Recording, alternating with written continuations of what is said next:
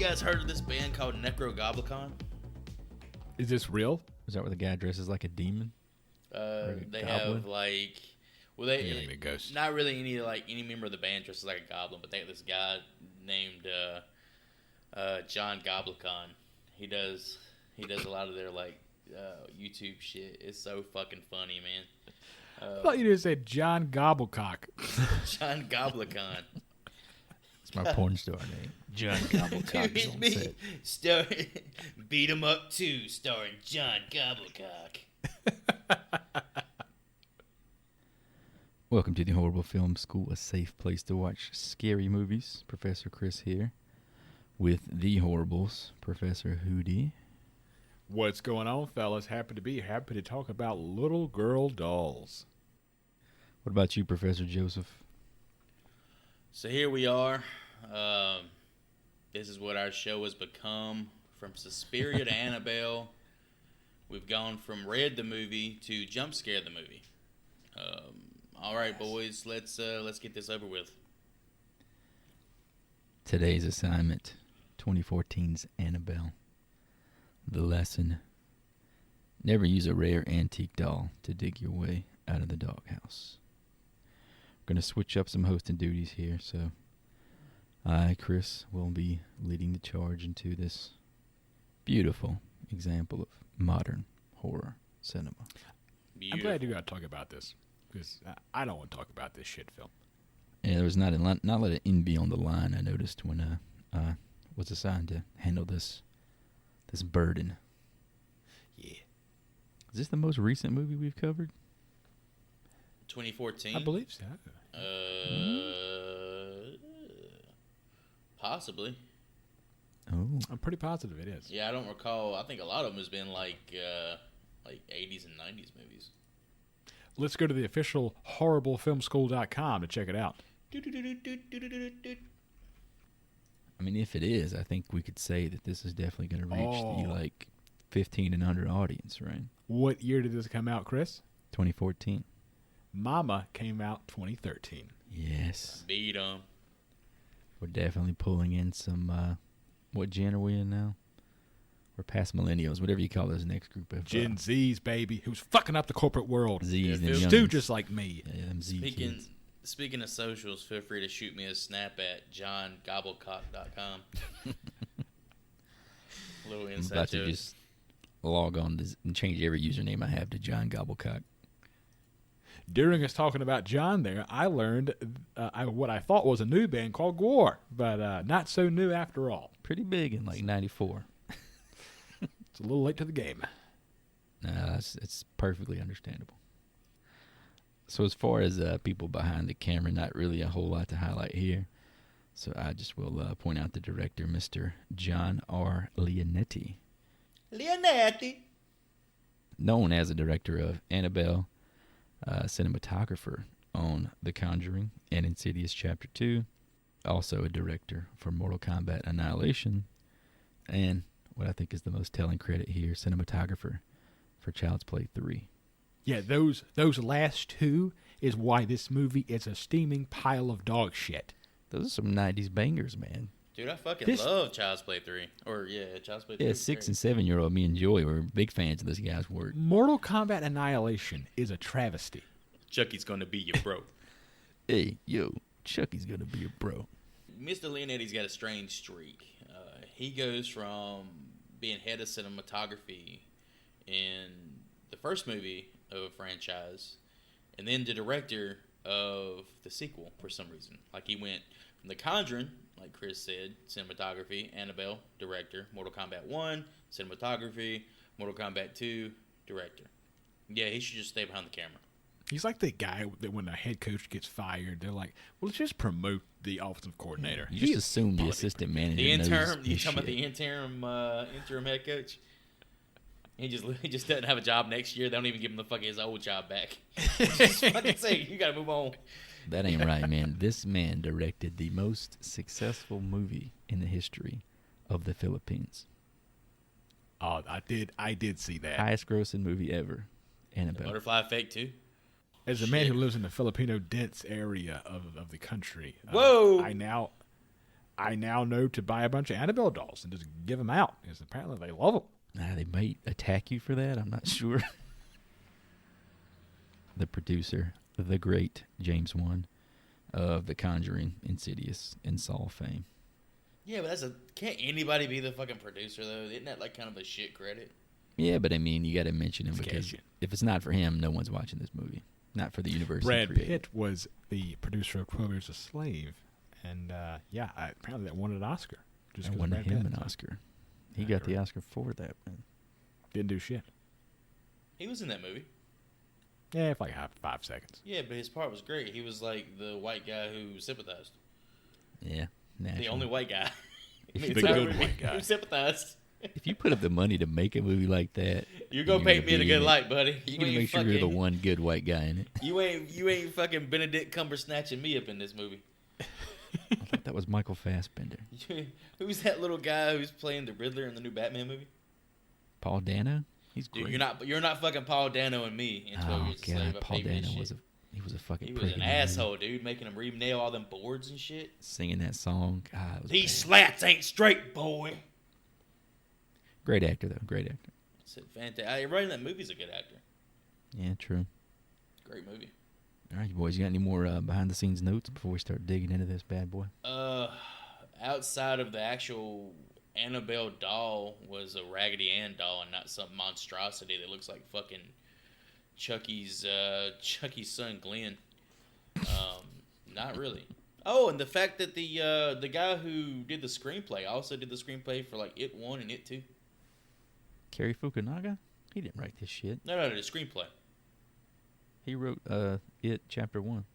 Well, whatever. IMDb must have fucking lied to me then. He wrote the story. I'm dude, sorry. He might not have got screenplay credit. This dude did like I didn't get his name because I mean it's fucking Annabelle. Who gives a shit? Exactly. But he wrote It and It Chapter 2.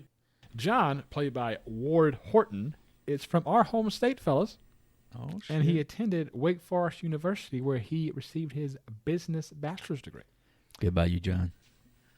Or whatever your real name was. It's almost like they cast somebody who was an actual fucking doctor to play a role in a movie and not an actor. And just a few other notes here.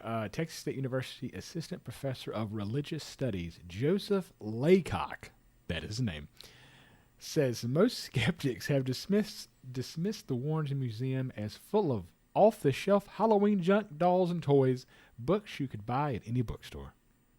Yeah, I watched like 5 minutes of a documentary, man, and it paints them in a light that is kind of questions how they got an actual fucking franchise made after their lives. Like they really seem like charlatans and fucking snake oil salesmen.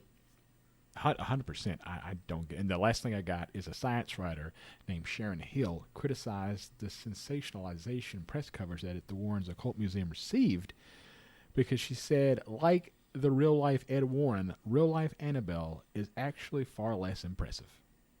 It's a Raggedy Ann doll. So it's literally like a cloth doll with like red hair. And that thing kills people, Joy. I guess, man. That cloth doll made millions of dollars on a trilogy, so hey, what do I know? It scares us just thinking about it. When you hear it, you're gonna think we're insane. It started out small. Like a hand or a leg was in a different position, and then its head was looking up instead of down, and then one day it was in a completely different room. It was moving around by itself. We begin with the same opening scene from The Conjuring. A trio of young folks are telling Ed and Lorraine Warren about their experiences with a doll named Annabelle, which they believe is haunted. Flashback to 1 year earlier, we meet Ken and Barbie, also known as John and Mia Form. Miss Form you may recognize as Annabelle Wallace from *Malignant* and *Peaky Blinders*. They are a married couple living in Santa Monica, California. And as all good, God-fearing women ought to be, Mia is pregnant. I feel like the director, Mr. Leonetti, said, fuck it, her name is Annabelle, just cast her. Like Chris said, played the lead role in *Malignant*. a pretty divisive movie between A good movie. him and myself. I think it's okay. I've still yet to watch it, so I am indifferent. James, We need a maybe tiebreaker. it might come over here on the wheel one day. Who knows? James Wan definitely must have liked what he saw in this film. Either that or he figured he could get her pretty cheap. Either way, she was actually pretty good in *Malignant*, but in this movie,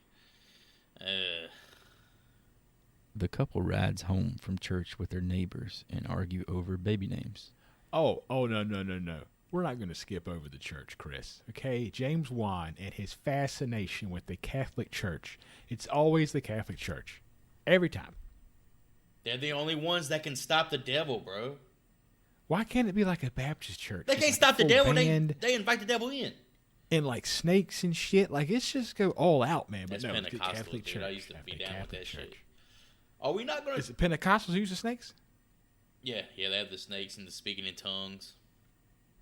Oh, that sounds metal as hell. That would be pretty badass. I can't believe we're going to skip over John and not talk about John here for a minute. The fuck is there to say about John? He fucking sucks. Yeah, I'll talk fucking about John exactly, a lot. dude. Bland the man. This dude is boring. This guy acts like Cam Newton plays like shit. Good Lord. The man is old. Cam Newton, that is. This is why I referred to him as Ken and Barbie, because they were both fucking plastic. Yeah, just fucking bland, dude. It's like eating potatoes, like mashed potatoes without any salt, bro. Bland. No disrespect to Wake Forest. This is the only movie the guy's ever been in, so I'm pretty sure we can just go in on his ass. He's been in a lot of TV shows. This Okay. guy looks like John Boy from the Waltons. Or you may know him as the guy from It, Richard Earl Thomas. Yes. Richard Thomas Looks like is his a decent son. actor, man. That's a fucking far step for him. He was in the Waltons. He was on The Americans, good TV show that ended not long ago. Okay, I did not see that, so. He redeemed himself. And that movie we all had to watch as a kid. On the Westward Front? Is that it? He was in that. All Quiet, All on Quiet the along the Front. Western There Front. you go. Damn. There you go. Classic middle school literature there. For all Classic. you non-American folks, that's something they make us read. Yeah. What Book was that, about World war. War One? Yes. The couple rides home from church with their neighbors and argue over baby names. As the neighbors head to their home, John and Mia diss on some hot goss. That neighbor's daughter ran away to be a damn dirty hippie. Pretty much in this scene right here, we find out the movie takes place in the late 60s, early 70s. That's the whole hippie movement was pretty much at its peak. That's when free love pretty much came crashing down with the The Manson glory days family. of sex, baby. All this free love comes crashing down quite dramatically. Sometime later, Mia watches the news as she sews, and we get the obligatory Summer of '69 Manson family news broadcast, as old Charlie and company are finally arrested. As we will see, there are many allusions to Charlie and the gang throughout the story. Side note here, the character names Mia and John refer to the lead actors in Rosemary's Baby, Mia Farrow and John Cassavetes. A movie directed by Roman Polanski, husband to the most notable victim of the Manson family, Miss Sharon Tate. Isn't it nice that much thought went into the fucking characters' names, Joy, to produce such a shit film? I know, right? So much thought went into that. I wish it showed its like face in the script. You know, when they're screaming at each other, "Don't do it for the baby! You have to live for the baby! It's a bit tropey. My but baby!" I do appreciate the seeds of the real world events in there. They don't feel real to me. John gives Mia a rare porcelain doll as a gift for their first child. It is promptly placed in a collection of dolls in the nursery. This doll was likely purchased at a Wendy's fast food restaurant, as it so closely resembles Wendy herself. I'm gonna tell you what, man. All right, nowadays, boys can play with dolls, girls can play with construction trucks, Action whatever figures, bullshit. action figures. All right, action figures, whatever bullshit. This is the fucking 70s, bro. Early 70s, late 60s. You're not putting a bunch of dolls into a damn baby room without knowing the sex. I'm sorry. You're not that progressive, you know? Do they not know what the sex of the baby? No, they didn't know what the sex was. How do we know that they didn't know? I didn't pick up on that. Because he called it an it at one point. They didn't have a name, so you got to call it it because it's respect. What? Yeah. You would say so- her. You wouldn't say it. Whoa, we're getting into some pronoun game right now that I'm just going to leave Oh, on the table. boy. Well, the movie takes place in the 70s, so we're the mindset is the 70s. You're making You assumptions, buddy. You should see the fucking bush I got around my dick right now just because this movie is takes place in the 70s. John Gobblecock. We're glossing over the fact that this woman has probably 75 dolls in this room It is fucking for a creepy. baby that's not even born yet. Shit's not normal. Those are her dolls, man. That's what Those, really... those are her She's, personal dolls. Yes. She's trying to pass on her sickness to her fucking child, collecting all these monstrous, disgusting looking dolls. I can't stand a fucking doll, man. I had that whole incident when I was a kid, and I got that My Buddy shit, and I tossed it in the woods. I fucking hate a doll. Can't stand it. Joy, this is not a therapy session. We're not here to talk I think that's about- really what I don't like about this movie is it brings back those kind of memories. We're not here to talk about whether you or the doll sexually assaulted you or the doll, or however it went. I just picture Joey as like an 8-year-old walking in the woods with his good buddy doll, and Joey comes back and the good buddy doesn't. Dude, Child's Play had just come out, and I got a fucking My Buddy for Christmas. What do you think I'm going to do with that shit? I barely nobody knows I besides wish, I you knew, and the how, good I, buddy wish doll. I knew how to start a fire at that age, dude. I would have burnt the whole fucking house down around that I'm bitch. still thinking that if the doll was possessed, then my real brother is in that doll in the woods somewhere, and this is what the fuck I'm left with. Maybe that's why I'm such an asshole. I'm a fucking My Buddy doll. Starting to come together. Later that night, Mia is disturbed by the sounds of her next-door neighbors, the Higgins, being murdered during a home invasion. Does Mr. Higgins not? I always get that guy. What's it? Hold on, his name, Brian Howell. That's not Meatloaf. Mixed up with Meatloaf. That's Yes. not Meatloaf. The fuck? Meatloaf is like 6'5". He looks just like fucking Meatloaf with them big He ass looks- titties yeah. like in Fight Club. I've seen Fight Club way too many times to think this was fucking Meatloaf. Well, let me go ahead. All right, we've been bashing Leonetti and this shit show so far. We'll go ahead and throw him a bone right here. This whole scene where it pans back from the sleeping couple to the window of his neighbors and then back up, that's very beautifully shot. Yeah, it's great. Through the window is Yeah. great. It's fantastic. The way they play with the lighting and all, and Yeah, I the really blood splatter, enjoyed that. it looks really good. Yeah. John goes to investigate and returns covered in blood, but not his own. He tells Mia to call the police as he darts back into the chaos. Mia runs back home to make the call, but stops when she hears a woman's voice from the nursery. I like your dolls. Well, this being the 70s, I was expecting her ass to pick up that long pole-looking telephone and smacking the fucking receiver a bunch of times and talking into it. I didn't even think about like rotary phones. I'm thinking about that old ass shit, like back from the Depression era. Mia is attacked from behind by a man who stabs her in the belly. Another reference to Sharon Tate. John rushes in and fights the man, but is overpowered and knocked unconscious. As the man tries to stab Mia again, the police storm in and shoot his ass Bonnie and Clyde style. Did you notice like where the actual what do they call those in filmmaking? The sponges? What do they call them? The things that pop and look like Squibs? blood. Squibs. Yeah, like Squibbies. the blood The squibs. Did you see where the squibs were on this guy's body when that cop shot him several times? Right in his asshole. in his No. dick. The bottom left side of his stomach. This fucking cop His that come kidneys. in there is like, I'm pretty sure he didn't go in there with the intention of giving the guy a kidney shot, did he? This dude 100 comes in points like for a Barney kidney Fife, shot. can't shoot for fucking shit. He's literally Get him shooting the shot, guy in his motherfucker. side and shit, and he goes right down. This movie has like a few instances of this kind of shit. How did the baby not die? Where the stab was, it wasn't like directly in the middle of the stomach. It was kind of to the side. Okay. I just Yeah. idea of getting stabbed in the Like it's just one woman's of those womb things. is Like I guess the disgusting. blade just dodged the baby's vital organs. I think it said something about the what's that sac we've been discussing a few episodes back. Oh, The the embryonic. Yeah, the embryonic sac. I think that. Embryonic. I'm not sure if that got. I think it said it didn't get ruptured or something. I don't fucking know. Okay. The sack was not cut. Yeah, the sack was intact. Just the idea of a pregnant woman getting stabbed in the belly. It's fucking gross. Dude, that's fucking red wedding, bro. Yeah, thank you, Game of Thrones. Some people would still be alive if that baby would have died in the womb. But we'll get to that. Oh, boy. Across the hall, the crazy lady commits suicide, slitting her throat inside the nursery while holding the doll. A drop of her blood falls on the doll's face and sinks into its eye. Mia is hospitalized for obvious reasons.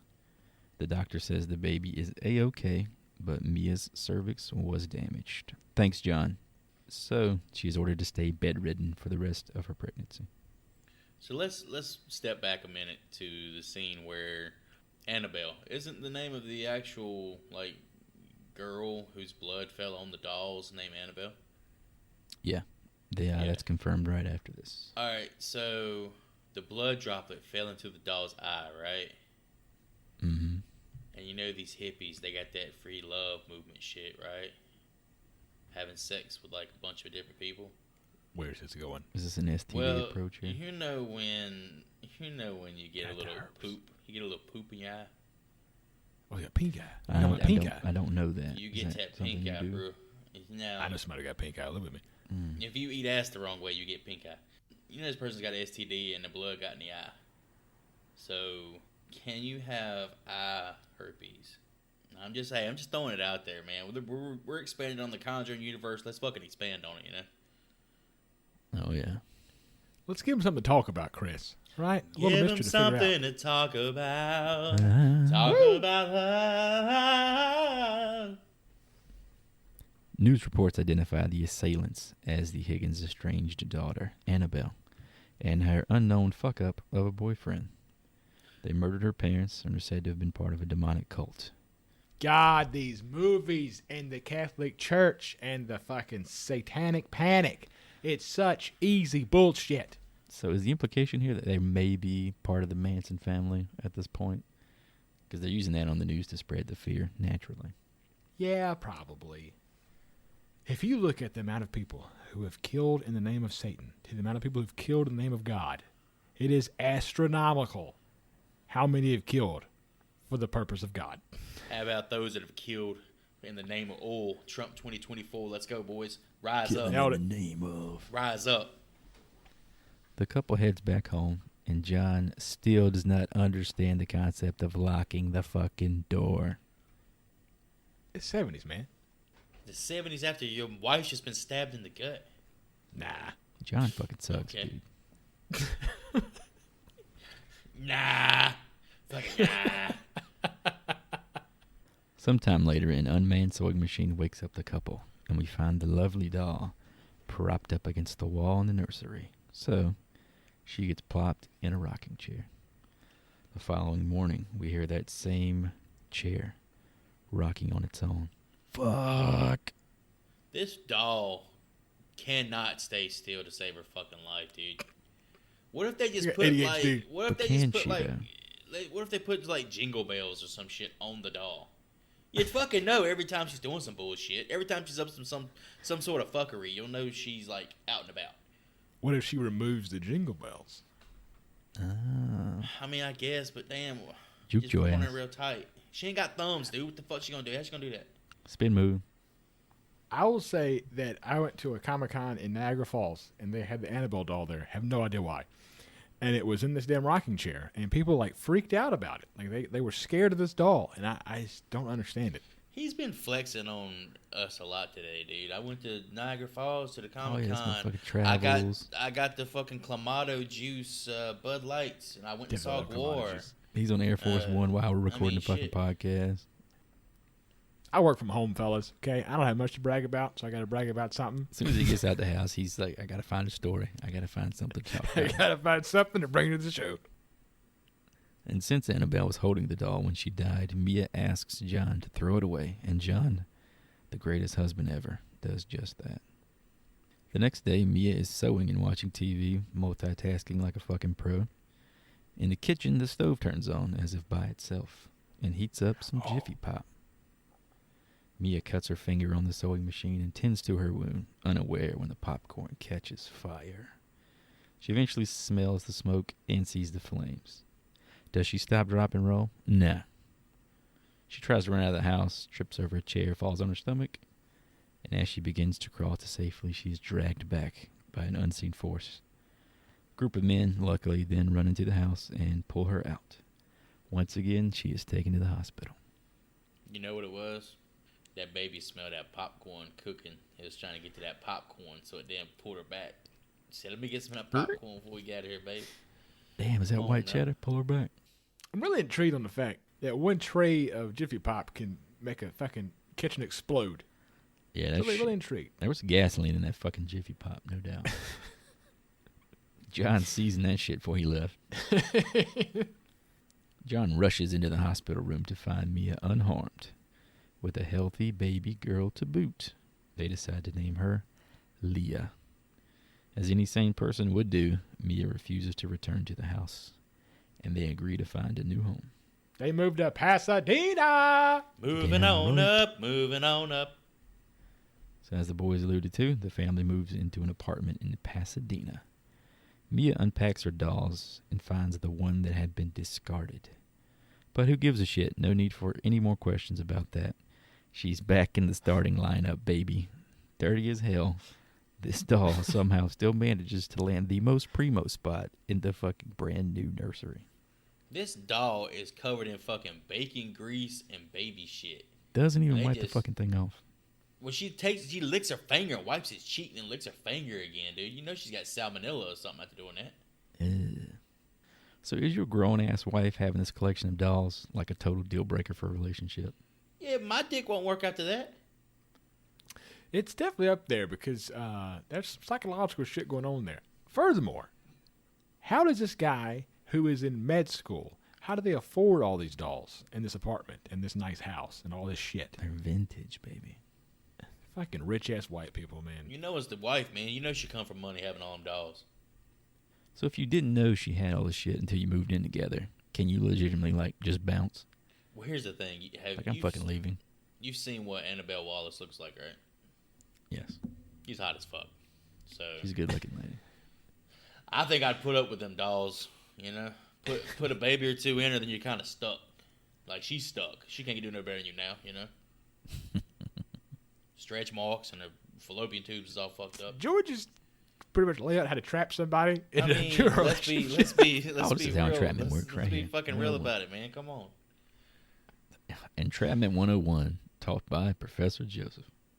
Well, I got the rule book now. Get his fucking condoms out and then get your little Look, she got all that money. You know you can get some child support out of her. I think she's a stay-at-home mom, right? Nah, that's the reason. That's why we just made it abundantly clear. She's got all these expensive-ass dolls. She can sell them dolls. Oh. And she does not do well with stress, which means she hasn't had a lot of stress in her life, which means probably rich. She can't cook. She burned that damn popcorn. Burned the shit out of that popcorn. Later on, Mia meets two neighbor children, Robert and Nancy. Is that an Elm Street reference? That was a question that popped up for me. Oh, shit. Robert Englund and Nancy Throckmorton, huh? Coincidence? The amount of care that went into the fucking names is maddening. Well, I appreciate it. Yeah, the amount of thought went into these names, right? And then, oh man, we can't think of a name to name the fucking daughter, the baby. Leah. Leah? Sounds like Mia. The siblings are innocently coloring on the stairwell. The young girl tries to introduce herself, but her brother tells her not to talk to any damn dirty strangers. That's a good brother. That's a good looking out, you know? When Mia returns home, she follows a trail of drawings, presumably from the kids. The pictures show a continuous animation of Mia pushing Leah in her stroller and letting it go into the path of a truck. Horrified, Mia shows the pictures of John, who wants to beat some ass by telling their parents. Death by semi-truck, baby. Let's go, Pet Cemetery. Another connection, Chris. John's got his best line of the movie right here. I actually giggled a little bit. I guess it's like a dad joke. He said, the wife, Mia, says to John, if Leah was to do something like this, wouldn't you want to know? And John says, she would never do anything like this. Look at these drawings. They're horrible. The proportions are all wrong. Yeah, they crack up. Hell yeah, John. That's all right. Good ad lib, John. The couple plans a stay-in date night for some adult conversation, perhaps a little nookie. But since John is a fucking dick, Mia gets stood up. She emphatically turns off the record player because fuck you, John. However, as she exits the room, a shadowy figure drops the needle again. How fucking badass would it be if, like, Back That Ass Up started playing? I like big butts and I cannot lie. The fucking Annabelle just comes in the room throwing that motherfucker at him, dog. Did y'all happen to watch this scene a little bit more closely, like right there above the record player? Yeah, it's like a shadowy thing. And the reflection of the I mean, this is once again another example of John R. Leonetti's cinematography, the way that the scene is set up. You can see like the entire room, the corridor, you know, and everything, and you see that like flash of a figure, and then the needle drops. It's actually pretty cool. Mia investigates the record player and approaches a suspicious curtain? ? A child rushes out from behind and sprints into the apartment. Another damned unmanned sewing machine leads Mia into the sewing room, and we get the coolest shot in the whole flick, in my opinion. So we see the young girl sprints from across the hall and towards the door, transforming into the attacking woman from earlier, just as she breaches the doorway. Got your ass. And then she disappears, cause ghost. Oh no! Yeah, I hate the way that scene ends, but the shot is fucking dope. She like runs into her chest and fades away. Yeah, and then fades to black. I don't fucking know, man. Yeah, got your ass. That's the whole idea of the movie. It's such a good idea, but then the execution. The same with this scene. Like you said, great setup, but it didn't go anywhere. It literally went nowhere. The stakes at this point. It's like, okay, can I not be harmed? What the fuck am I afraid of? That's what I picked up on was like, okay, well, they can't touch you, so who gives a shit? Who are you just sitting there watching football, masturbating, ghosts are just punching at him? I don't give a fuck. Yeah, the fuck. Dude, you can't do nothing, you bitch. That's the thing, man. Some of these people like being watched when they're doing that kind of shit, you know what I mean? That might make it alright. That add another layer for joy. Pretend like you're choking the ghost. Shit. Pull my nipples as hard as you can. Oh. You can't get a woman in the corner that's a ghost. Watch your Joey do that. He's like, oh yeah, oh yeah. They try to turn away. I keep just walking in front of them. Is it a threesome if it's two ghosts? You have to watch. You have to watch. I can't get off unless you watch. You know you're fucking sick if you scare the ghost. I want to leave. You put the doll outside, please. Did you say Scary Movie 3? Scary Movie 3? When she's like, no, but it's the one with that damn girl's trying to fuck the ghost, and she's got the underwear on from like last week. Oh, that was part 2. I was like, oh, what the fuck? The dirt. I remember. God, those movies. It says fucking like Tuesday. It looks up to count. It's Friday. Oh, it was Tori Spelling. It was Tori Spelling. There you go. Later that night, John decides to be a decent husband and convinces Mia to go talk to a priest about her wacky-ass mental issues. We go see the holy man and get a lame-ass scene of him basically telling Mia she needs to get over all this shit. Serve your husband, cook more meals, you know, common sense shit. Serve your husband. It's common sense. Jesus. All that behind us, John does what any good man would and moves to night shifts. Father Perez in this movie played by Tony Amendola, a.k.a. Edward James Olmos face, both of whom appeared on the Showtime hit Dexter, albeit different seasons. That dude was in Dexter? Yeah, he was in Dexter. Had to be like season 7. It was one of the early ones. I think it was like 2 or 3. Like he was in like he was like a crime boss or some bullshit. I think he's the one who owned the junkyard. Cut to Mia nursing another shitty night alone. She seemingly leaves her child unattended to go into the basement level of the apartment complex to drop a box in storage, I think. These are really nice storage units. It kind of threw me off because I didn't know, like, apartments had that kind of shit. Me either. I guess big ones, like, if they did back then, that's actually kind of a cool setup. She hasn't seen enough crazy shit to think this was a bad idea. Well, the baby's asleep and her arms are full with, like, cardboard that boxes. thing is sleeping. That's a human being, Hootie. Well. She will grow up to pay taxes one day. Hopefully. Some craziness ensues after Mia is grabbed by a demonic entity hiding behind Leah's stroller. That demon looked badass. Yeah, it was actually really good. Was that practical effects or was that just all CG? I couldn't see the seams in it if it was CG. If it was really good CG. She runs back to the elevator where the buttons go to shit before the lighting fails entirely. It's actually probably my favorite scene in the movie is this elevator scene. Do you know why that is, Joey? There's a reason for it. Why? James Wan directed it. Really? Yeah, Shit, it's my favorite fucking scene in the movie. It's so funny. I got it here. No cue up for this because it's funny. The demonic figure pursues her through various flights of stairs after she escapes via the emergency exit door. All but falling into her apartment at the last moment, we see an eerie symbol almost burnt into the flesh of her forearm, just where she had been grabbed. And as we just mentioned, this scene was directed by James Wan himself. And if you look really closely at the emblem on her arm, it's the fucking insane Cloud Posse symbol. She's a fucking juggalo now, dude. It's a fucking juggalo. What is a juggalo? Editor's note, drop Juggalo Island, the entire song here. Wah, wah, wah, wah. Ma-da-da-da-da. I found another tidbit about this specific apartment complex. Ellen DeGeneres lived here when she first went to Hollywood and recognized it when she watched the film in theaters.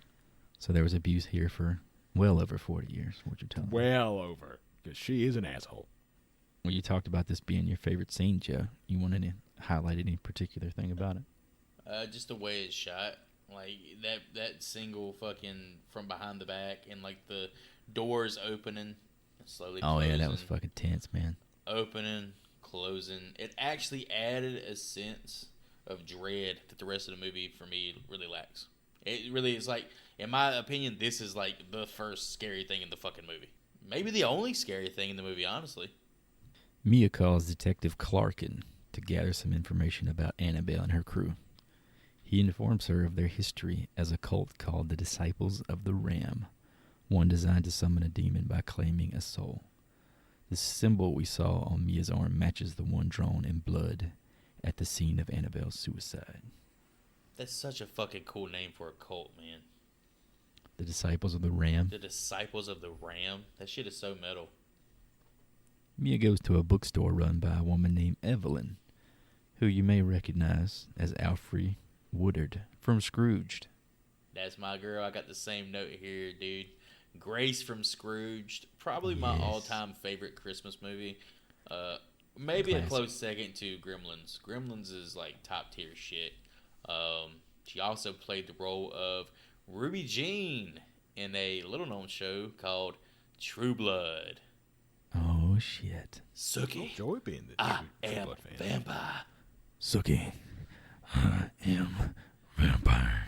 Eric, stop! I'm not in love with you. You're not a vampire. Like fucking, like what's his name? Sookie, you don't want to fuck Bill. What's a, I'm Bill? Swedish. You're not a werewolf. You don't have fucking claws. Shout out to Alexander Skarsgård, you sexy beast. Looking forward to the Viking movie. For all the females out there, all two of them that listen to the show, she was also in Both of y'all. Love and Basketball. Oh. Also, to the females of the Sweet. show, hit me up on Snapchat at johnbobblecock.com. Please don't. He's having threesome with ghosts. Just don't. Joey will watch Love and Basketball with anybody who wants I to. will watch. Oh, boy. I will make love and watch basketball with anybody. that rings in. Evelyn quickly points Mia to just the book for her. Fuck the Dewey Decimal System. Evelyn's got this shit memorized. Following a weird vision sequence, I guess you might want to call it, that ends in the stroller getting obliterated by a fucking Mack truck, Mia and Leah return home for more shenanigans. So was that scene, like, did that really happen? That was really fucking confusing. Wait, outside where the books got hit? Yeah, that happened. Yeah. That was a real thing. But she totally disregards it. She doesn't even go pick the stroller up out of the fucking road. I mean, It's destroyed. the fucking movie's already an hour and a half long. Why add to this shit by making her We pick gotta up watch her books? pick up shit now. I mean, fuck. I had to watch her carry something in a fucking storage. She can pick up a stroller. I'm watching her sew a goddamn hat for fucking 8 minutes. And you I can't don't give me wanna 3 watch her seconds of picking her up cleaning books. up her fucking mess here. No thanks. This is California. These people recycle. She's a privileged white person. She ain't picking up shit. As she reads through the book, flashy phrases like soul stealing and blood of the innocent grab her attention. These motherfuckers are after the baby, y'all. Oh, who would have fucking guessed? Shocker. I mean, shit. Oh no, not the baby. They're gonna eat her too. Oh my god. So we're an hour in this movie. I don't know. It felt like 5 hours. The doll doesn't do anything. No. Nothing At all. It just sits there. Yeah. Looks menacing. I will give her that. She's very good at looking menacing. Yeah, so does this Wendy's Big Gulp I got sitting beside me with the same fucking face on it. Man, I've been on a fucking diet since like the beginning of the year. I can't tell you what I would do to a fucking Dave's single right now, let alone a Dave's Baconator. double. You know what I would damn, if I ate a fucking Baconator right now, I'd probably damn sleep the rest of the damn night. He is so fiending for a Wendy's item that he just said a Dave single, just a regular ass single. Well, that's the thing. The single actually, the you know what? The single kind of slaps. The single That's on the kids' kinda, menu, isn't it? The single kind of thick. I ain't talking about no damn double stack or whatever they call it. What's that Damn, shit you used to get all the time? Joey said, let me get 3 singles. Let me. Can y'all take 3 singles and make a fucking No, let me get 3 singles, sir. You can get a triple. No, I want fucking 3 singles. No, bitch. I want you 3 heard me. separate buns, three separate pairs of buns. Joy liked them square patties instead of them round I'm patties. telling, man, Wendy's has got such good burgers, dude. Such good. Just as Mia puts all this together, the door slams, locking her outside of the room where the baby sits beneath a bookshelf. Peeking beneath the crack of the door, Mia sees heavy books falling all around the baby. Just in time for the doll to drop down and break her line of sight. Boo, motherfucker. This fucking stupid ass scene, bro. These fucking books are falling. They're making it sound like they weigh 40 pounds. Like the fucking sound department's over here throwing goddamn concrete blocks on the ground It's to make the symbolism, sound man. for the books hitting the ground. Wait, you didn't see the geometry The baby, and the symmetry. oh, here we go. The baby's fucking sitting there clueless, like looking around and shit every time a book falls. And we understand that Annabelle can't move on her own. So did the demon throw the doll on the floor in front of the door specifically to Yeah. scare Yeah, he did. the? What do you think? Gotcha, Katie? Why else would that shit happen at that moment? Not to scare her, but to scare the fucking audience. With He's these just sitting stupid above ass the jump door scares. holding the fucking doll like this. She's like, oh shit, she got her face Wait down for there. it. Pop. You know, Wait James, for it. You know that game. James, can you come to set this one day, please? Just hold the doll and drop it right here at this moment. Terrible. Hopefully those books were CGI, because I didn't want that baby to be at risk. Mia breaks the doorknob and runs in to grab Leah. The doll finally moves. Fucking hooray. And as she floats in the air, we see the demon himself, or itself, puppeteering her. John quickly arrives, late as always, and the fucking action is over. See, I thought we were actually going to finally get like a Chucky animatronic moment, but no. Nope. We did get a nice shot of Annabelle floating in the air, and then that awesome demon face behind her. Terrified and worried for their daughter's safety, Mia and John contact their parish priest, Father Perez. Gotta call the Catholic priest.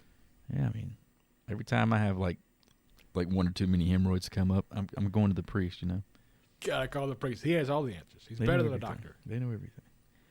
He informs them that demons sometimes attach themselves to inanimate objects and that a human soul must be offered to withdraw it. Yeah, my fucking loofah in my shower's got a demon soul in it. Like every time I scratch my butt with my loofah, I could scratch back? I know I'm fucking taking the demon and I'm upsetting the demon. Exorcise these demons. I bet there's a lot of inanimate objects in your apartment that have been cursed directly or I know there's a indirectly lot by of you. inanimate objects that's been bodily fluids on 'em. All right.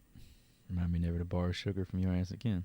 I ain't doing that in the sugar, bro. That's the flour.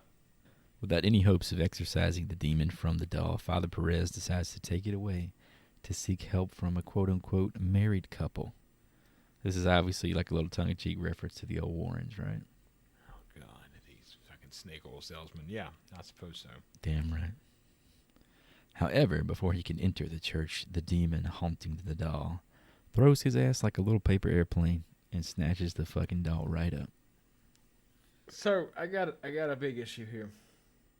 It's the fact the priest got in the car, put the doll in the back seat, drove all the way to the church, got out of the car, walked up the steps, opened the door, and that's when the demon attacked him. Why? Well, the doll wasn't in danger of being like made any, or the demon in this case wasn't being put in danger of being made any weaker up until this point. Apparently, if you cross like the barrier of entry into like a holy place, according to the priest in the movie, it serves to weaken the hold of that spirit on the inanimate object. So mumbo jumbo bullshit is what he's telling you. Yeah, it's a bunch of mumbo jumbo bullshit, but it is what it is.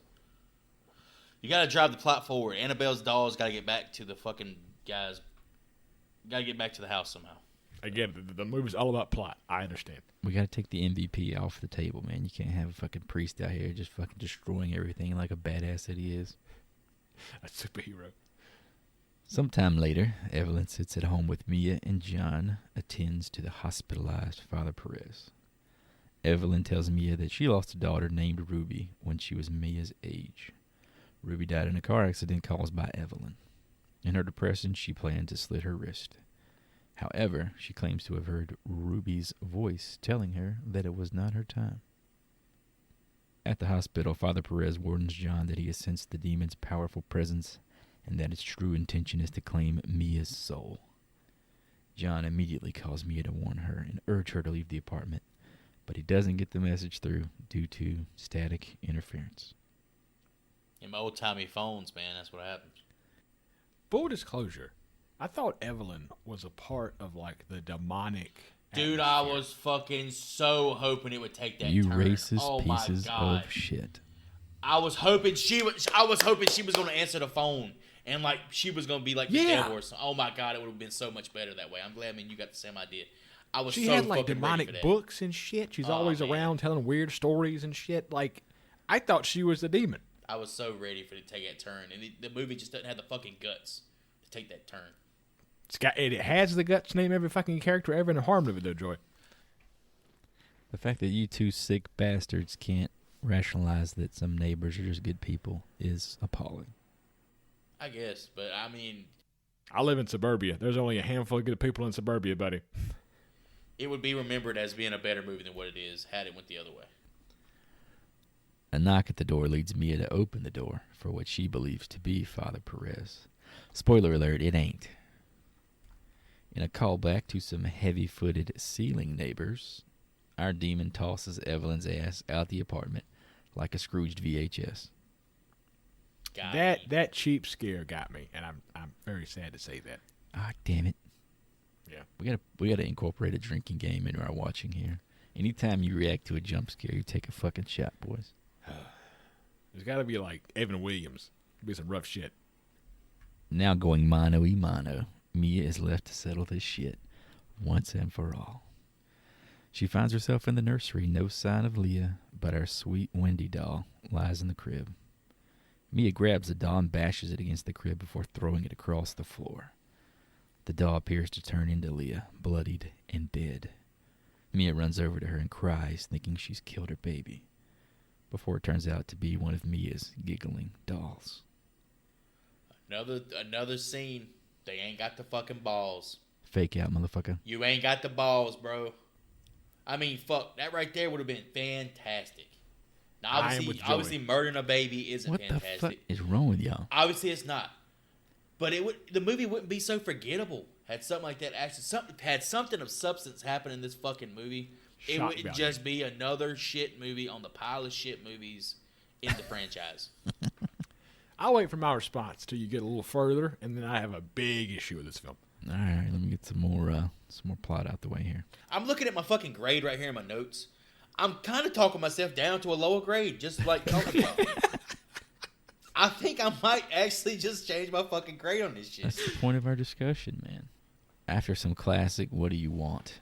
banter, we see her soul written in red crayon throughout the nursery. And as in any good interview, she hits him up with a follow-up. Is there any other way? Which leads us to the obvious conclusion. The demon will settle for some of that sweet Mia soul instead. Did we go over the whole thing about how the person has to willingly give their soul as opposed to like the demon take the soul? Well, we said the priest mentioned that something had to be offered up. So I guess an offer is a willing giving, right? And that's this coming full circle. Is Mia is willing to give her soul for the safety of her daughter. John, again a minute too late, and Evelyn break open the door to find Mia ready to jump out the window with the doll in her hands. John lunges and pulls Mia back inside. The first time this man has pulled out in his life. God, you fuck. I was alright. I ain't gonna let that slip by without saying something. Evelyn grabs the doll and decides to make the sacrifice herself. Presumably, Here we go. Presumably as atonement for Ruby's death. Here we go. Pause the podcast. That's the only way it can end. The only way. Let me stand on my soapbox. Go ahead, Hootie. Let me hear it, because you're going to say the same shit I'm going to say. Go ahead. The only way it can end is by killing the only person of color in the entire film. Couldn't kill the baby, because that's apparently wrong, but you can kill the only black person in the entire fucking film for these rich-ass white people. She gave her life. Ruby wouldn't want it any other way. And, well, as these boys are kind of burying the lead here, poor Evelyn jumps out of the window to her death. The doll laid out beside of her. Leah is safe in her crib. Yay for the pretty couple. The camera brings us back to Evelyn's body. But, if this isn't fucking Michael Myers, I don't know what is. The doll has disappeared. So the black woman died for nothing. For nothing? Did you see those pretty white people hugging each other and shit? Absolutely nothing. I didn't see none of that. 6 months later, the forms have moved on and have not seen the doll since. Elsewhere, the mother of one of the girls in the opening scene purchases the doll as a gift for her daughter. The ending text states that the real doll resides in a case in Ed and Lorraine Warren's museum, and that it is blessed by a priest twice a month to keep the public safe from the evil that the doll possesses. And that final scene, that Raggedy Ann doll is in the background. Oh, got a little allusion to the OG, huh? And the museum is currently closed, and it is in Hartford, Connecticut. Fucking COVID, man. Can't have anything we really want anymore. Is that why it's closed? I have no idea. You can't even go look at a bunch of dumb shit in Connecticut because of COVID. You can't go and put a mask on Annabelle. Somebody's got to cover this damn doll up. Like a fucking priest comes in like this. That's how their friends are doing. Please don't kill any more motherfuckers, please. That black lady dies for all these white people to live. So Annabelle's a racist. That's what this movie really showed us. Annabelle was just a poor, psychotic individual. I think Annabelle was of the mindset, if I take this black woman's soul, man, that makes me racist. You know? So I gotta She wanted to be racist. I gotta keep looking, bro. Can I really put myself in this body for the next fucking 50 years? I mean, shit, you know what I mean? Pretty young white girl, yeah, married, got a situation going on, married to a doctor, or this crazy ass lady owns a bookstore. Annabelle's like, shit. Hell no, dog. So that's Annabelle, my guys. That's Annabelle. Thank God. Woo! Never thought it would end. Holy shit! Did it? I think we made it a little bit more entertaining than it probably was. Well, let's put this movie in its glass case in the museum, our Hall of Fame, here at the film school. So, what pieces of memorabilia do you guys want to take out of this bad boy? I'll go first. I want that book on demons. The Devil's Welcome. Let me learn how this whole world works on my own, because the movies do a poor job of laying out the ground rules. For me, I want that rocking chair. I mean, Mia uses that shit to break off a doorknob, so you know it's quality made. Maybe maple. Pine. That's pine wood. Maybe maple. Right there. Maybe maple, a rich mahogany, but probably oak. Definitely oak. Personally, I'm going to take the sewing machine. I just had to throw away my favorite pair of jeans because there was what I'll call an asshole. A hole right where the asshole would be. How do you wear it out the hole in where your asshole is? I was How does that perplexed. happen? I work from home. I was really fucking confused as to how I did that. So. You know what I like to do? I like to cut little circle dick holes in my pants and like stick the head of my dick, not all the way through, but just barely through to where it's like, what the fuck's on his pants? In your I pull it out. jeans? Yeah. Then I pull it back in real quick, and everybody's like, Joy likes to be a pedophile in his spare time. No. I like to be. No. I like to be. I like to be. I like to be thought provoking. You know, I want people thinking. I want to have people's minds, racing. It's like an art piece. Let's start a conversation. You know what I mean? It's an abstract. Like, what is that in your pants? That's just a hole. Why, yes, it is, man. Let's talk. Why, yes, it is the head of my dick. Moving along, boys, here. So, before we give our reviews, the truly unfiltered opinions that everyone's waiting for, let's go over 2 fan reviews that I pulled out, both from IMDb here. We'll start with the good. This is a review titled, Haunted Doll is Out for Blood, from Baltazaram14. Ooh, Baltazaram. Baltazaram14. Annabelle is one of the most incredible movies I have ever watched. Good God. I went to go watch it in a theater with my friends and family. The only part that made me scream was when the devilish fingers popped out at us. Made him scream. Was he having watching sex? fucking 3D? They had this shit in 3D. Will you let me finish this man's thoughts? Or probably a child's thoughts? It's hard to do. I screamed and flung popcorn everywhere. What's going on? Oh, shit! Did you see that? The fucking demon hand! The demon hand popped out of Annabelle's pussy hole. I saw it. Holy shit. I seen it. You know what? See it? All right, let me fucking finish this.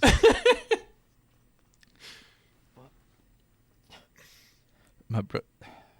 Oh, no, I'm covered in popcorn, Dad. Somebody go get me another drink. I ain't leaving this seat till this shit's over. I gotta watch it a fucking end. 7:25. I gotta see how this shit ends. Oh, shit. Hold up. Fuck, hold up. Damn, I need a distraction. Hold on. How much popcorn was it covered in? Jesus. Start again at the demon hand popped out of a pussy hole. My brother started to cry. So Jesus Christ. How old is this fucking kid? How old is this kid? Who snuck into this fucking theater to watch this movie with a goddamn adolescent brother? One kid's throwing popcorn, one kid's fucking crying. What the fuck is going on? this kid, I guess he's 14. He had 14 in his year. Jesus. Oh, shit. Hold on. He wants them to make him scream, too. Sounds like he's got some other shit going on as well. My brother started to cry, so he buried his face in a bucket of popcorn. Was it the one that flew away or the one that stayed? This was the best night ever. I have never watched a movie with so much going on, and all of it had to do with a doll with rosy cheeks. After that, I had a dream about having a doll, and it was amazing.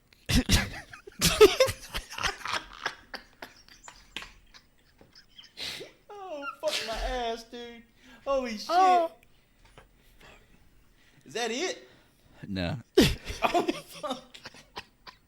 Who the fuck took time to write this entire story? Oh, fuck me, man. I had a dream about having a doll, and it was amazing, but frightening at the same time. I wanted the doll for the longest time ever. My mother told me I was crazy. 10 out of 10. Goodness. Imagine, I hope that- imagine enjoying fucking Annabelle so much, right? I know. The bar for what you enjoy is that fucking low.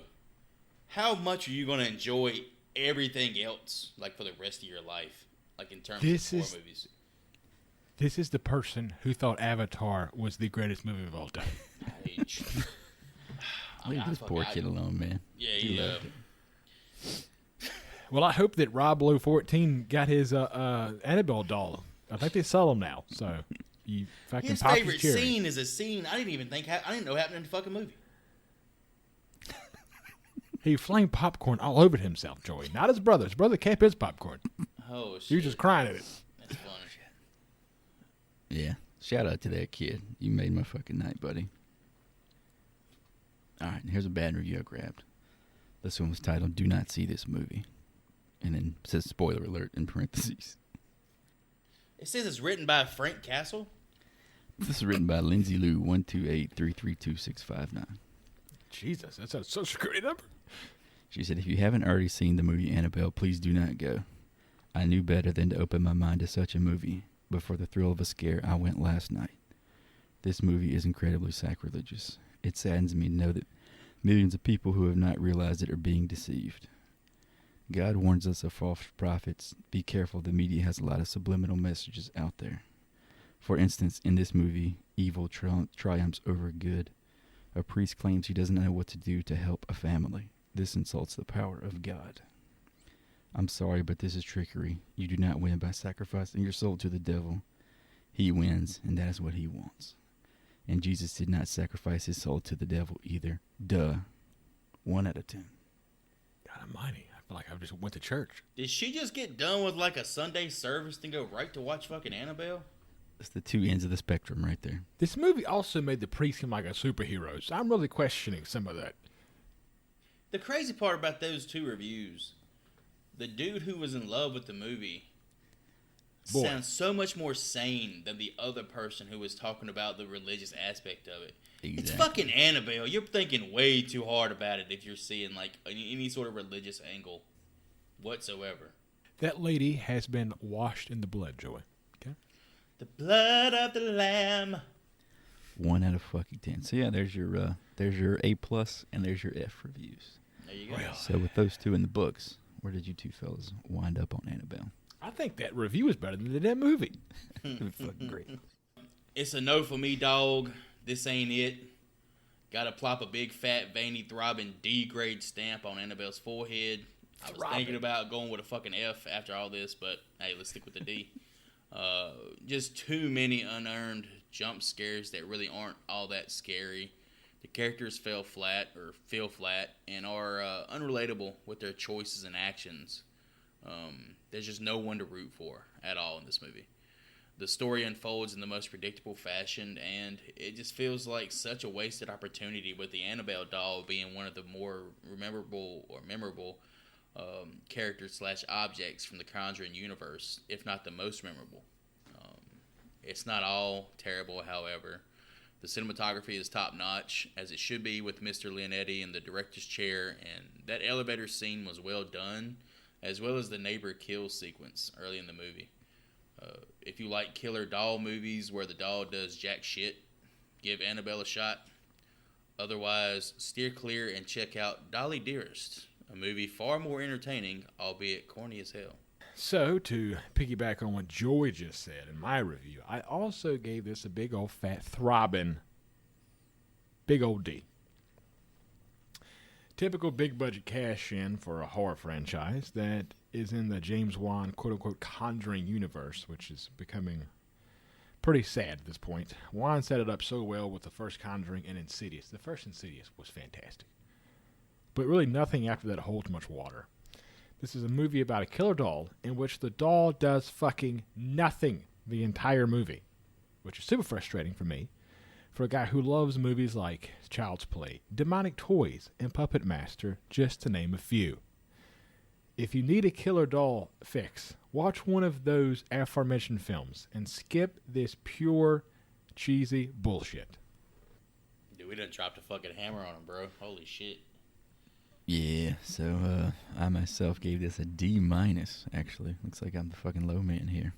Ooh, he gave him a small D. It's a little D, littlest D as I can give it. Holy hell, man, this shit was just awful. Aside from a few moments that apparently the great James Wan himself chose to oversee, this movie is a shameful entry into what was, at the time, a legitimately good up-and-coming horror franchise. Story is as formulaic as it gets, and it screams 2 words at an insanely stupid volume. Cash grab. Revisit the legend, Charles Lee Ray, covered in Horrible Film School number 5, and leave this dirty bitch in the garbage pail. She had no animatronic action at all. At all. What the Just fuck? sit there. Just Take sit that, there. Annabelle, you stuck-up bitch. Yeah, I'm not going to miss you, but can't say I didn't have fun There's watching 2 more. Here's the sad part. There's 2 more fucking movies that might come up on that goddamn wheel. What happens? Does she continue to sit around? I want to fuck. I kind of want to find out now. There's one called Annabelle Comes Home. Bitch, ain't you at home already? I think that's like the well-received one, right? One of them's well-received. Oh, Apparently, God. Annabelle Creation is about the girl who is Annabelle, who like the doll is based off of or some shit. Was it the child of the woman we saw commit suicide? The child version of the woman we saw commit suicide? Now we're getting too far. Funny fucking story about that, Hootie. That Annabelle Creation shit. I watched the first 20 minutes thinking I was watching goddamn Annabelle. Thinking I was watching Annabelle. The site I used to watch it, which might not have been above board, had me thinking this was fucking Annabelle. Then Annabelle Creation popped up, and I said, "What the fuck?" I turned this shit off, and it took me like another week and a half to watch the movie. I was So what mad. happens in Annabelle Creation, Joy? Somebody gets hit by a truck. I'll say that much. Oh, okay. A lot of trucks in these films. Yeah, it's not scary in the first like 20 minutes at all. All right, boys, with our opinions, the opinions of some very entertaining folks on the internet behind us, let's put all Annabelle away and reveal our Rotten Tomato audience fan score guesses. Put that bitch in a box under some fucking wet cement, never to see the light of day. Bye-bye, old girl. So recapping our scores here, let's start with the high man, which was Captain Ryan Hootie himself with a 63%. Are you crazy? That was so bad. It was so Are you I never saw it before. insane? It got a franchise, Joy. This movie got a fucking franchise. I'm sorry. It was bad. It was bad. Generally, people are fucking stupid, Hootie. I mean, Yeah, they're well, gonna I'm go learning. see. They're I'm gonna go picking see up. dog shit. I'm learning people are stupid. I give humanity way too much credit. Anyway, Hootie with the 63. I went with the 55. Joey went with a 40. Should have went with a goddamn 30. And let's see what the actual audience score on RT is for Annabelle. It's a 35, my guys. Oh, let's get it. All right. Yeah. So with our 5-point cushion, looks like Professor Joseph has rung the bell, as they say. Ding, Ringing in ding. the been new a while. year. Ringing in the new year. It's been a while, boys. We back in the driver's seat. Back in the You driver's got a seat. fucking hit. So Back in the I driver's have seat. passed the mic off to you, sir. What are we going to be watching this next show? All right, so let's be real. We've been bashing this movie for quite a bit, and rightfully so. If anybody's ever We're seen watching this Annabelle movie, Comes Home. You know, you rightfully so. You know the movie is not that good. So this movie was a fucking bummer, and we just gotta follow it up with a banger. We need a palate cleanser. So, for your viewing pleasure and ours, next week we will be reviewing in all its pussy loving glory Jesus. 1996's From Dusk Till Dawn. Okay. Yeah, there's a lot of 10-year-old boners that went into watching that movie. I'll tell you that. Richie, would you do me a favor and eat my pussy for me? Please? Yeah, sure. Dude, I fucking love this movie. It's so Damn, good. dude, I hadn't seen that shit in forever. It's going to be such a George such a Clooney's good tattoo. episode, man. Oh, I always wanted that tattoo. I never wanted a tattoo worn. I wanted George Clooney's like neck tribal tattoo. All right, man, let's pull up this trailer and get some live feedback to A Dusk Till Dawn. Manasera Karamata. And here we go. To mention films. You Be cool. somewhere in the middle of badass. nowhere. Damn it, Quentin. Low profile. Guy. Sure. Sure. Two of America's most dangerous criminals have taken hostages. What is this? It's called a punch. I'm going to Damn ask it, you one Juliet. question, and all I want is a yes or no answer. Do you want to live through this? Okay, This Ramblers. cast is fucking Let's get great. rambling. One night is all that stands between them and freedom. We gotta go to Mexico, boys. Oh Jesus my Christ. God, that Salma Hayek shit, Oh dog. my goodness. I'm gonna be going on about Hell of this a night. next episode. We might be in trouble. There are a bunch of fucking vampires out there trying to get in here and suck our fucking blood. Now, their only That was chance is The great fucking line. Oh yeah. Oh yeah. Fuck, I forgot how great this was, man. The fucking special effects are so good, man. That was really And good. you know that's our boy Tom Savini, right? Tarantino. Who? Yeah. Tom Savini from Oh yeah, Friday yeah. the 13th. Sex Machine, baby. I think he might have done special effects on this. Shoot that motherfucker. I'm sure he did. Man, that's Yeah. fucking awesome. That's fucking hype, dude. I miss that guy's voice too. That guy died, by the way. The movie Yeah. theater guy. Oh, Yeah, the movie theater guy died. He's been doing it for like a long time, right? One man, one woman. So that you looks ever, fucking awesome. You ever seen that comedian that does that shit? The comedian Oh, who does yeah. it. It's like actually really funny. I mean, it's obviously played out. Like you can only do that kind of bit so many times for like no one gives a shit anymore. But still funny. All right, boys. Trailer in the books. Let's take a stab at these scores. See if we can actually hit 2 in a row here. All right, as the reigning champion and fat dick of the current group, we're going to say, give me that 70. 70. I'm gonna go with an 80%. Yes, here. Ooh, very close, Chris. I was going to go with an 82. A little bit bunched up there, but I think we're all looking forward to a good movie. Yes, I love this movie. Yeah, I think it's we all three universally like the movie. So Yeah, nostalgia's kicking on Yep. 10 right now. Alrighty, folks. Thank you for listening. You can find us on damn near any podcast platform. Check out the website, horriblefilmschool.com. You can link to our socials and whatnot there. Subscribe and follow to spread the love. Leave those reviews on Apple Podcasts and Spotify. Get them 5-star boys up so we can feel the same love we send to all of you. I'm going to use this sign off to offer my support to women trapped inside various inanimate objects, whether those be antique dolls or dildos. May God have mercy and release your tortured soul from that unenviable hell. Well, that was beautiful, Chris. Thank you. As always, if you are hearing our voices, at least tell one other person to also hear our voices. Stay safe out there. This pandemic apparently is getting worse or better, or nobody really knows. But stay healthy. And if you find yourself wanting to watch a doll movie, skip Annabelle and watch Demonic Toys. And with that, I'm out. So pretty much reiterating what my guys here said. Thanks once again for all the likes, follows, tweets, retweets, listens, downloads, all that good stuff. We really appreciate your time and your attention. Next week, I think we will, or next time, I think we will be a little less of a downer, as I'm not sure we can get much lower than Annabelle. They say once you hit the bottom, the only way is up. So stay safe and join us next time for Robert Rodriguez's From Dusk Till Dawn. Class dismissed.